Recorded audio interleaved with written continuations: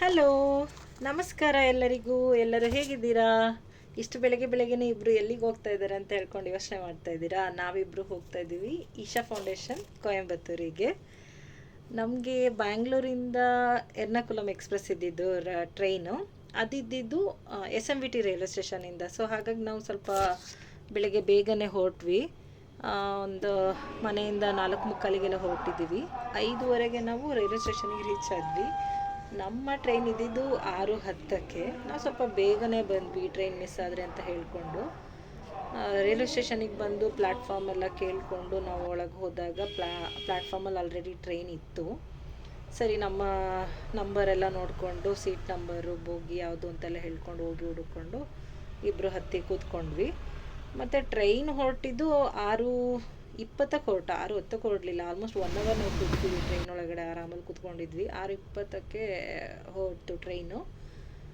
ನಾವು ಅಲ್ಲಿಗೆ reach ಆಗೋಕ್ಕಿದ್ದು 12:57ಕ್ಕೆ time ಇದ್ದಿದ್ದು ನಾವು ರೀಚಿಂಗ್ ಟೈಮು. ಇದು ಎರ್ನಾಕುಲಂ ಎಕ್ಸ್ಪ್ರೆಸ್ಸು, ಡೈಲಿ ಬೆಳಗ್ಗೆ 6:10ಕ್ಕೆ SMVTಯಿಂದ ಇರುತ್ತೆ. ಯಾರಾದರೂ ಈಶಾ ಹೋಗೋರು, ಕೊಯಂಬತ್ತೂರು ಅಥವಾ ಎರ್ನಾಕುಲಂ ಸೈಡ್ ಹೋಗೋರಿಗೆ ಹೆಲ್ಪ್ ಆಗುತ್ತೆ ಅಂತ ಹೇಳ್ತಾ ಇದ್ದೀನಿ. ಎರ್ನಾಕುಲಂ ಎಕ್ಸ್ಪ್ರೆಸ್ಸು ಡೈಲಿ 6:10ಕ್ಕೆ SMVT ರೈಲ್ವೆ ಸ್ಟೇಷನಿಂದ ಇರುತ್ತೆ. ನಾವು ಕೊಯಂಬತ್ತೂರಿಗೆ 12:57ಕ್ಕೆಲ್ಲ ರೀಚ್ ಆಗೋದು. ಸರಿ, ನಾವು ಅದಕ್ಕೆ ಮನೆಯಿಂದನೇ ಬ್ರೇಕ್ಫಾಸ್ಟ್ ಎಲ್ಲ ರೆಡಿ ಮಾಡ್ಕೊಂಡು ತೊಗೊಂಡು ಬಂದಿದ್ವಿ, ಪ್ಯಾಕ್ ಮಾಡಿಕೊಂಡು. ಪುಳಿಯೋಗರೆ, ಮೊಸರನ್ನ ಎಲ್ಲ. ಇನ್ನು ಟ್ರೈನಲ್ಲಿ ಕೂತ್ಕೊಂಡು ಇಬ್ಬರು ಹರಟೆ ಹೊಡ್ಕೊಂಡು ಇದ್ರು, ಅಕ್ಕಪಕ್ಕ ಕೂತವ್ರ ಜೊತೆ ಎಲ್ಲ ಮಾತಾಡಿಕೊಂಡು ನಿದ್ದೆ ಮಾಡಿಕೊಂಡು ಟೈಮ್ ಸ್ಪೆಂಡ್ ಮಾಡಿದ್ವಿ. ನಾವು ಟ್ರೈನ್ ಟಿಕೆಟ್ನ 15 ದಿನ ಮುಂಚೆನೇ ರಿಸರ್ವ್ ಮಾಡಿಸ್ಕೊಂಡಿದ್ವಿ. ವೀಕೆಂಡ್ ಆಗಿರೋದ್ರಿಂದ ನಾವು ಹೊರಟಿದ್ದು ಸ್ಯಾಟರ್ಡೇ ಆಗಿರೋದ್ರಿಂದ ಕ್ರೌಡ್ ಇದ್ದೇ ಇರುತ್ತೆ ಟ್ರೈನಲ್ಲಿ, ನಮಗೆ ಸೀಟ್ ಸಿಗೋ ಚಾನ್ಸಸ್ ಕಡಿಮೆ ಇರುತ್ತೆ. ಸೊ ಹಾಗಾಗಿ ನಾವು ಒಂದು 15-20 ದಿನ ಮುಂಚೆನೇ ಟ್ರೈನ್ ಟಿಕೆಟ್ನ ರಿಸರ್ವ್ ಮಾಡಿಕೊಂಡ್ರೆ ಒಳ್ಳೆಯದು. ನಾವಿನ್ನಲ್ಲಿ ಕೊಯಂಬತ್ತೂರಿಗೆ ರೀಚ್ ಆದಮೇಲೆ ಅಲ್ಲಿಂದ ನಾವು ಬಸ್ನ ಕೇಳಿಕೊಂಡು ಈಶಾಗೆ ರೀಚ್ ಆಗಬೇಕಾಗುತ್ತೆ ನಾವು. ಸರಿ, ಇನ್ನು ಟ್ರೈನಲ್ಲಿ ನೋಡಿ ನಮ್ಮ ಅಕ್ಕ ಕೂತ್ಕೊಂಡು ಯಾವುದೋ ಒಂದು ಮಗು ಸಿಕ್ತು, ಆ ಮಗುದು ಟಾಯ್ ಜೊತೆ ಆಟಾಡ್ಕೊಂಡು ಕೂತಿದ್ದಾಳೆ ಇವಳು. ಹೀಗೆ ಟೈಮ್ ಪಾಸ್ ಮಾಡಿದ್ವಿ ಮಧ್ಯಾಹ್ನದವರೆಗೂ ಮಾತಾಡ್ಕೊಂಡು ಹರಟೆ ಹೊಡ್ಕೊಂಡು. ಚೆನ್ನಾಗಿತ್ತು ಟ್ರೈನ್ ಜರ್ನಿ, ಲಾಂಗ್ ಜರ್ನಿ. ತುಂಬ ದಿನಗಳಾದಮೇಲೆ ಹೋಗ್ತಾ ಇದ್ದೀವಿ ಅಕ್ಕ ನಾನು ಇಬ್ಬರೂ. ನಾವು ಕಡಿಮೆ ಎಲ್ಲೂ ಹೊರಗಡೆ ಇಬ್ಬರು ಈ ಥರ ಹೋಗಿರೋದು ಕಡಿಮೆ. ಫಸ್ಟ್ ಟೈಮ್ ಹೋಗ್ತಿದ್ದೀವಿ ಮೇ ಬಿ ತುಂಬ ವರ್ಷಗಳಾದಮೇಲೆ. ಸರಿ, ಕೊಯಂಬತ್ತೂರು ರೈಲ್ವೆ ಸ್ಟೇಷನಿಗೆ ರೀಚ್ ಆದಮೇಲೆ ನಾವು ಅಲ್ಲಿಂದ Isha ಫೌಂಡೇಶನ್ಗೆ 14D bus, 14D number ಇರುತ್ತಲ್ಲ, ಆ ಬಸ್ನ ಹತ್ಕೊಂಡು ನಾವು ಡೈರೆಕ್ಟ್ ಈಶಾಗೆ ಬರ್ತೀವಿ. ನಾವು ಅಲ್ಲಿಂದ 1.5 ಅವರ್ ಜರ್ನಿ ಇರುತ್ತೆ. ಇನ್ನು ಅಲ್ಲಿಗೆ ಬಂದಮೇಲೆ ನಾವು ಒಳಗಡೆ ಎಲ್ಲ ಎಂಟರ್ ಆಗಿ ಇನ್ನು ಚೆಕ್-ಇನ್ ಆಗಬೇಕು. ನಮ್ಮದೆಲ್ಲ ಕೊಟ್ಟು ಚೆಕ್-ಇನ್ನು, ಮತ್ತು ಅಲ್ಲಿ ಏನೇನು ಪ್ರೋಗ್ರಾಮ್ಸ್ ಇರುತ್ತೆ ಅದೆಲ್ಲದನ್ನು ನಾವು ಚೆಕ್ ಮಾಡ್ಕೊಳ್ತಾ ಇದ್ವಿ. ಪ್ರತಿಯೊಂದೂ ನಾವು 3 ಡೇಸ್ ಇಲ್ಲೇ ಇರೋದ್ರಿಂದ ನಮ್ಮ ಕಾಟೇಜ್ ಆಲ್ಮೋಸ್ಟ್ ಇದ್ದಿದ್ದು, ಕಾಟೇಜ್ ಕೂಡ ಬುಕ್ ಮಾಡ್ಕೊಂಡಿದ್ವಿ ನಾವು 3 ಡೇಸಿಗೆ. ಲಾಸ್ಟಲ್ಲಿ ಇದ್ದಿದ್ದು ನಮ್ಮದು.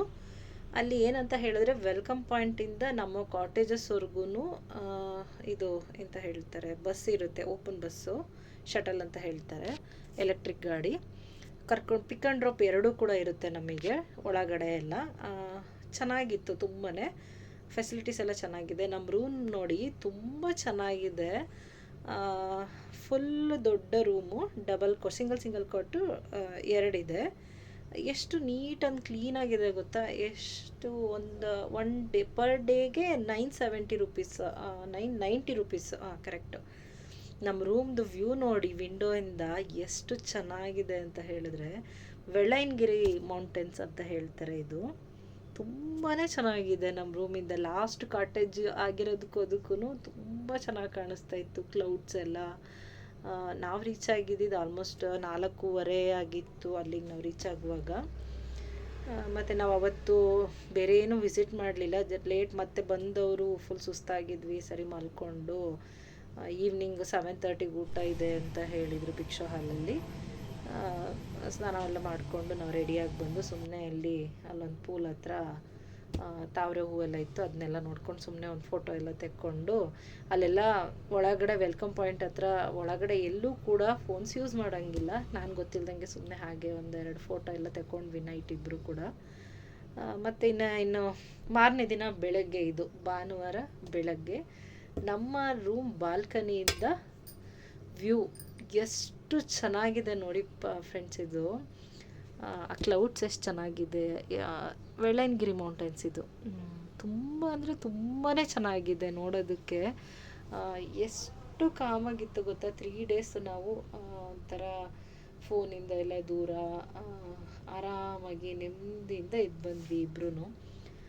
ಈಶಾಗೆ ಹೋಗಬೇಕು ಅಂತ ಹೇಳ್ಕೊಂಡು ನಾನು ನಮ್ಮ ಅಕ್ಕ ಇಬ್ಬರು 2 ವರ್ಷದಿಂದ ಪ್ಲ್ಯಾನ್ ಮಾಡಿ ಮಾಡಿ ಮಾಡಿ ಮಾಡಿ ಇವಾಗ ಸಮಯ ಬಂತು ಬರೋದಕ್ಕೆ ನಮಗೆ. ಇಬ್ಬರು ಪ್ಲ್ಯಾನ್ ಮಾಡಿಕೊಂಡು ಅವಳದು ವರ್ಕ್ ಇರುತ್ತೆ ಆಫೀಸ್ದು, ಅದ್ರದ್ದೆಲ್ಲ ನೋಡಿಕೊಂಡು ರಜೆ ತೊಗೊಂಡು ಫ್ರೀ ಮಾಡಿಕೊಂಡು, ನಾನು ಕೂಡ ನಮ್ಮ ಅಂಗಡಿಯಿಂದ ಇನ್ನು ನಮ್ಮ ಅಪ್ಪ ಅಮ್ಮ ಇದ್ದಾರೆ ಅವ್ರನ್ನ ಬಿಟ್ಬಿಟ್ಟು ಸರಿ ಇಬ್ಬರು ಪ್ಲ್ಯಾನ್ ಮಾಡ್ಕೊಂಡು ಇಬ್ಬರು ಬಂದ್ವಿ. ಎಷ್ಟು ಚೆನ್ನಾಗಿದೆ ನೋಡಿ ಕ್ಲೌಡ್ಸ್ ಎಲ್ಲ. ಬೆಟ್ಟಕ್ಕೇ ಫುಲ್ಲು ತಾಗಿದೆ ಕ್ಲೌಡ್ಸ್ ಎಲ್ಲ, ಅಷ್ಟು ಸಕ್ಕತ್ತಾಗಿದೆ ವ್ಯೂ ಪಾಯಿಂಟ್ಸ್ ಅಂತೂ. ನಮ್ಮ ರೂಮ್ ನಮಗೆ ಲಾಸ್ಟ್ ಕಾಟೇಜ್ ಆಗಿರೋದು ನಮಗೇನು ಬೇಜಾರಾಗಲಿಲ್ಲ. 1 ಕಿಲೋಮೀಟರ್ ಆಲ್ಮೋಸ್ಟ್ ಇದು ಧ್ಯಾನಲಿಂಗ ವೆಲ್ಕಮ್ ಪಾಯಿಂಟಿಂದ ಎಲ್ಲ 1 ಕಿಲೋಮೀಟರು. ಮಾರನೇ ದಿನ ಬೆಳಗ್ಗೆ ಇನ್ನೇನಿಬ್ಬರು ಎದ್ದು ಸ್ನಾನ ಮಾಡಿ ರೆಡಿಯಾಗಿ ಇಬ್ಬರು ಹೊರಟ್ವಿ. ಶಟಲ್ ಬಂತು ಡೈಲಿ ಬೆಳಗ್ಗೆಯಿಂದ ಮತ್ತು ರಾತ್ರಿ 9:20 ತನಕ ಶಟಲ್ ಇದ್ದಿರುತ್ತೆ. ಮತ್ತು ಸೈಕಲ್ ಅವೈಲಬಲ್ ಇರುತ್ತೆ ನಮಗಲ್ಲಿ. ಸೈಕಲಲ್ಲಿ ಓಡಾಡ್ಬೋದು ವೆಲ್ಕಮ್ ಪಾಯಿಂಟ್ವರೆಗೂ. ನಮ್ಮ ಕಾಟೇಜಿಂದ ನಡ್ಕೊಂಡು ಕೂಡ ಹೋಗ್ಬೋದು. ನಾವು ನಡ್ಕೊಂಡು ಕೂಡ ಬರ್ತಿದ್ವಿ, ಸೈಕಲ್ ಯೂಸ್ ಮಾಡ್ತಿದ್ವಿ, ಶಟಲಲ್ಲಿ ಕೂಡ ಹೋಗ್ತಾಯಿದ್ವಿ. ಇನ್ನು ಅಲ್ಲಿ ಹೋದ್ಮೇಲೆ ಯಾವುದೇ ರೀತಿ ಮೊಬೈಲ್ ಯೂಸ್ ಮಾಡೋಂಗಿಲ್ಲ. ನಾನು ಮೊದಲೇ ಹೇಳ್ತಾ ಇದ್ದೀನಿ, ನಾವು ಆದಿಯೋಗಿ ಹತ್ರ ಬಿಟ್ಟು ಇನ್ನು ಒಳಗಡೆ ಪ್ರಿಮಿಸಸ್ ಎಲ್ಲೂ ಕೂಡ ನಾವು ಮೊಬೈಲ್ನ ವಿಡಿಯೋ ಶೂಟೆಲ್ಲ ಮಾಡೋಂಗಿಲ್ಲ ಎಲ್ಲೂ. ಹಾಗಾಗಿ ಒಳಗಡೆದು ಯಾವುದೂ ಕೂಡ ಇಲ್ಲ. ಧ್ಯಾನಲಿಂಗದ್ದು ಮತ್ತು ಲಿಂಗಭೈರವಿ ಟೆಂಪಲ್ಲು ಅದ್ರದ್ದೆಲ್ಲ ಯಾವುದು ಫೋಟೋಸು ಕ್ಲಿಪ್ಪಿಂಗ್ಸ್ ಏನಿಲ್ಲ ನನ್ನ ಹತ್ರ. ನಮ್ಮ ಕಾಟೇಜು ಮತ್ತು ಹೋಗುವಾಗ ದಾರಿ ಇಷ್ಟೇ. ನಮ್ಮ ಫೋನ್ ಫುಲ್ಲು ಸ್ವಿಚ್ ಆಫ್ ಅಥವಾ ಫ್ಲೈಟ್ ಮೋಡಿಗೆ ಹಾಕಿ ನಾವು ಅಲ್ಲಿರಬೇಕು. ಓಕೆ ಫ್ರೆಂಡ್ಸ್, ಇನ್ನೊಂದು ಪಾರ್ಟಲ್ಲಿ ನೆಕ್ಸ್ಟ್ ಪಾರ್ಟಲ್ಲಿ ಸಿಗುವ. ಯಾರೆಲ್ಲ ನನ್ನ ಚಾನಲ್ಗೆ ಇನ್ನೂ ಸಬ್ಸ್ಕ್ರೈಬ್ ಆಗಿಲ್ಲ ಪ್ಲೀಸ್ ಸಬ್ಸ್ಕ್ರೈಬ್ ಮಾಡ್ಕೊಳ್ಳಿ, ಸಪೋರ್ಟ್ ಮಾಡಿ. Thank you so much for watching and wait for the next vlog. Thank you.